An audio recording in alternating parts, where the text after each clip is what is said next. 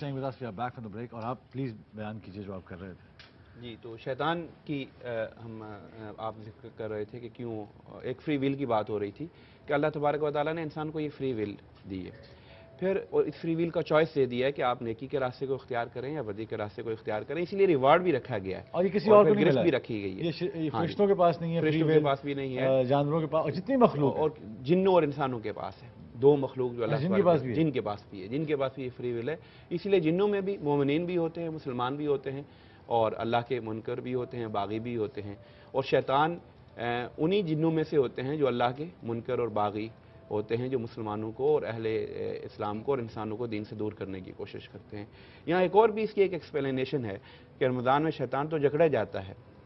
لیکن کیوں پھر بھی انسان برائی کی طرف راغب ہوتا ہے. تو اس کی دو میں مثالیں دوں گا کہ فار ایگزامپل آپ موٹر پہ گاڑی ڈرائیو کر رہے ہیں اور آپ 140-150 مائلز کلومیٹر پر آور 100 مائل پہ جا رہے ہیں,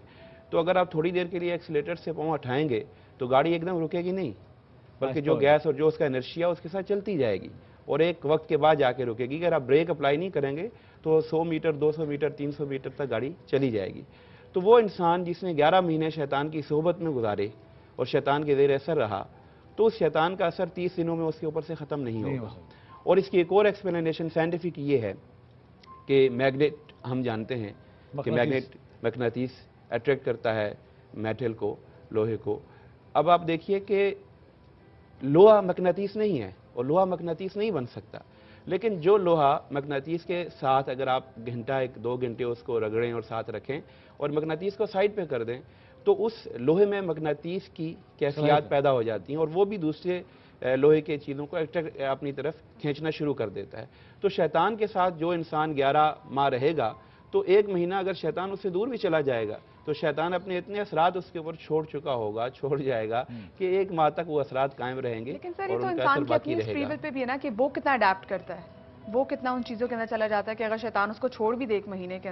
کے لیے تو وہ خود اس کی جو فری ول ہے وہ کس طرح سے انہی چیزوں کی طرف ٹلٹ ہوتی ہے.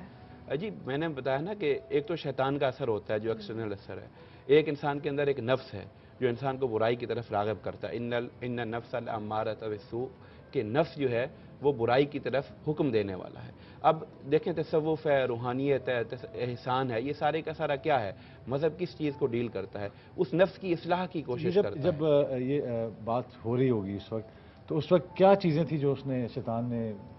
اللہ میاں سے مانگی کہ مجھے کوئی ایسی 3 چیزیں دے دیں کہ میں آپ کے جو بندے نہیں ہیں ان کو میں, ایک تو میرے خیال میں تھی کہ تاحیات جب تک مہلت مانگی, قیامت تک کے لیے مہلت مانگی, پھر حصہ مانگا انسان کے اندر, کچھ حصہ میرا ہو جس سے وہ میں اندر سے اٹیک کر سکوں. اندر سے تو نفس آلریڈی انسان کے اندر موجود ہے. بیسیکلی قرآن مجید میں یہ آتا ہے کہ اس نے اللہ تبارک و تعالیٰ سے, شیطان نے مہلت مانگی کہ مجھے مہلت دے قیامت تک کے لیے, اور اللہ تبارک و تعالیٰ نے اس کو مہلت دے دی. اور اب وہ یہ نظام قدرت تھا. ظاہر ہے ایک جب انسان کے اندر اللہ تبارک و تعالیٰ نے انسان کو خلیفہ بنایا, اللہ تبارک و تعالیٰ نے انسان کو اشرف المخلوقات بنایا, اور انسان کو اللہ تبارک و تعالیٰ نے عقل کی نعمت عطا فرمائی, ایک فری ول دی, اور اس دنیا میں اللہ تبارک و تعالیٰ نے اپنا شاہکار ایک بنایا جو اللہ تبارک و تعالیٰ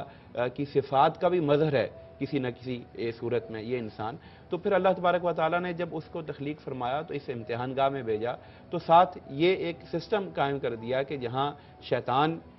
کی ایک قبیلہ ہے, شیطان کی قوت ہے, تو انسان کو بے یار و مددگار نہیں چھوڑا, بلکہ اللہ تبارک و تعالیٰ نے 1,24,000 انبیاء کرام کو بھیجا, جو شیطان اگر انہیں انسان کو برائی کی طرف چھپ کر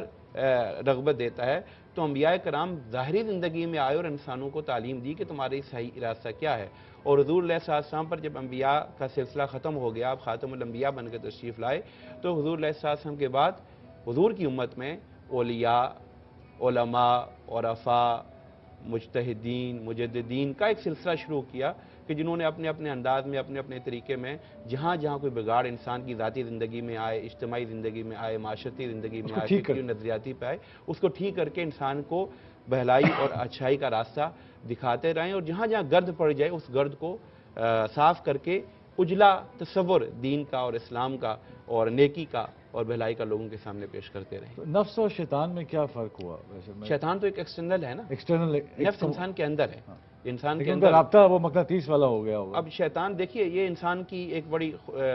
جو اولیاء بیان کرتے ہیں اور شیخ الاسلام ڈاکٹر طاہر القادری نے بھی یہ مثال بیان کی ہے. یہ اس طرح ہے کہ انسان کے اندر ایک نفس ہے, ایک قلب ہے اور ایک روح ہے. روح جو ہے یہ نور سے ہے. یہ اللہ تبارک و تعالیٰ نے حضرت آدم کے اندر اپنی روح پھونکی تھی, تو روح کا تعلق عالم نورانیت سے ہے, اور نفس کا تعلق جو ہے یہ سفلی دنیا سے ہے, مادے سے ہے, اور اس کو شیطان کنٹرول کرتا ہے. اور قلب جو ہے وہ انسان کا دل جو ہے, دل سے مراد وہ دل نہیں ہے کہ جو پمپ کرتا ہے خون, دل قلب سے مراد وہ انسان کے اندر جو روحانی ایک لطیفہ ہے, وہ جو قلب ہے وہ ڈیسیجن میکر ہے. تو آپ یہ سمجھیں کہ جیسے دنیا میں بھی ہمارے ہاں ایک نظام چلتا ہے کہ نفس جو ہے وہ اپوزیشن ہے اور دل ایک حکومت ہے, اور روح جو ہے وہ اصل میں آپ یہ سمجھیں کہ نیکی کا ایک علم بردار ہے. جس کی حکومت قائم ہوگی قلب کے اوپر, اگر نفس کی حکومت قائم ہو جائے گی تو انسان برائی کی طرف چلا جائے گا, اور اگر قلب کے اوپر روح کی حکومت قائم ہو جائے گی تو وہ نیکی کی طرف جائے گا. اور دماغ انسان کا وزیر ہے کہ یہ قلب کے ذریعے کنٹرول ہوتا ہے. اگر حکومت روح کی قائم ہوگی تو انسان کا دماغ اسے سیدھا راستہ دکھائے گا, اور اگر دل کے اوپر حکومت نفس کی شیطان کے ذریعے قائم ہوگی تو وہ پھر برائی کی طرف, ظلم کی طرف, عداوت کی طرف اور لوٹ مار کی طرف, قتل و غارت کی گری کی طرف جائے. اور اس کے علاوہ میں یہ بھی جاننا چاہوں گا, کیونکہ ہم کئی دفعہ سمجھتے ہیں کہ صرف ملاوٹ کرنے والے جو ہیں یا جو قتل کرنے والے ہیں یا جو اس طرح کے لوگ ہیں, انہی پہ ہی شیطان جو ہے وہ اپنا اثر دکھاتا ہے. میرے خیال میں جو ایگو ہے, جو انسان کی جو انا ہے یا جو غرور ہے,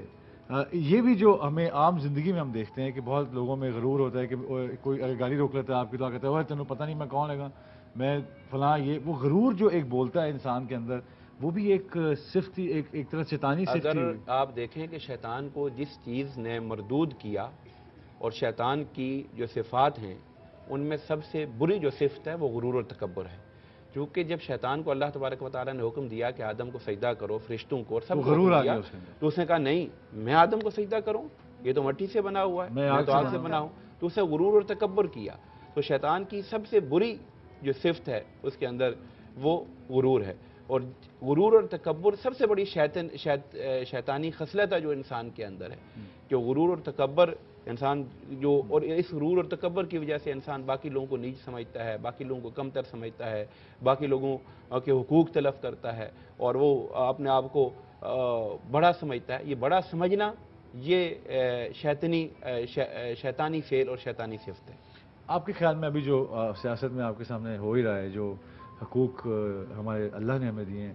وہ بھی پورے نہیں ہو رہے ہیں اب تو, اور جو اسٹیٹ کے ایک ہوتا ہے, ایک رول پلے کرتے ہیں وہ اس میں, آپ کے خیال میں کیا یہ اس میں کوئی جو ابھی تک حالات جو گزر رہے ہیں جن میں سے ہم, اس میں کتنا ہاتھ ہے شیطان کا؟ دیکھیے میرا خیال ہے کہ پاکستان میں الحمدللہ تو نہیں کہنا چاہیے, نعوذ باللہ, جس طرح کے لیڈر ہمارے موجود ہیں اور جس طرح کے لوگ ہمارے برسر اقتدار ہیں اور جو لائنوں میں لگے ہوئے ہیں آئندہ برسر اقتدار آنے کے لیے, اور جن لوگوں کو ہم نے اپنا قائد اور رہنما بنا دیا ہوا ہے, تو شیطان نے پاکستان سے چھٹی کی ہوئی ہے. اسے یہاں کچھ کرنے کی ضرورت نہیں ہے. یہ شیطان کے بھی استاد یہاں پر ہیں, شیطان بھی ان سے سیکھتا ہوگا شیطنت کو, ظلم کو, برائی کو, جبر کو, استحصال کو, لوگوں کے حقوق کو غصب کرنے کو, اور کبھی جمہوریت کا نام لیا, کبھی اسلام کا نام لیا, کبھی عوام کا نام لیا. سزا کیا ہے؟ حکمران جو ایک ہے اور اس کے دور میں اگر کوئی بکری بھی بھوکی سوتی ہے تو کیا سزا ہے حکمران کو؟ اللہ نے کیا دیکھیے اگر حکمرانوں کو یہ سمجھ آئے, ایک شعر کسی نے کہا تھا کہ تم سے پہلے بھی کوئی شخص یہاں تخت نشین تھا, اس کو بھی خدا ہونے کا اتنا ہی یقین تھا. تو یہاں تو قوم عاد اور سمود اور فرعون اور بڑے بڑے سلاطین اور بڑے بڑے جابر لوگ آئے جنہوں نے سمجھا کہ وہ اس دنیا پر خدا ہیں, اور انہوں نے خدائی کا دعویٰ کر دیا. لیکن ان کا جو حال ہوا, جو ان کا حشر ہوا, بڑے بڑے یزید آئے, بڑے بڑے قارون آئے, اور ہماری تاریخ میں دیکھیے کہ ایسے ایسے حکمران آئے جو کہتے تھے کہ میں بڑا مضبوط ہوں اور میری مرضی کے بغیر پاکستان میں پتہ نہیں ہل سکتا. آج وہ پاکستان میں آنا ان کے لیے ممکن نہیں ہے. تو یہ چیز سمجھ نہیں آتی جب تک کرسی پر انسان بیٹھا ہوتا ہے, اس کی ہواری جو شیطان کے چیلے ہوتے ہیں اس کو کہہ رہے ہوتے ہیں جی آپ بالکل ٹھیک ہیں, جو آپ کہہ رہے ہیں صحیح ہیں, کیبنٹ میں ہوتے ہیں, میٹنگ میں ہوتے ہیں. بڑی ہواری تو یہ ایک ہماری بدقسمتی ہے میں سمجھتا ہوں پاکستان کی, اور اس سے ہم نہیں نکل سکتے. ہم یہ سمجھتے ہیں کہ یہ جو نظام ہے، یہ جو نظام سیاست اور نظام انتخابات جو اس قوم کے اوپر مسلط کر دیا گیا ہے، یہ سیاستدان، یہ لیڈر اس کی پیداوار ہیں اور یہ اس کے محافظ ہیں، اور یہ ایک ریسیپروکل ان کا ریلیشن شپ ہے، اور جب تک یہ قائم رہے گا اس سے کبھی بھی کوئی صاف ستھری اور اہل کیپیبل ڈیلیور کرنے کی بڑی اچھی صلاحیت بات رکھنے تھی۔ والی قیادت نہیں نکل سکتی۔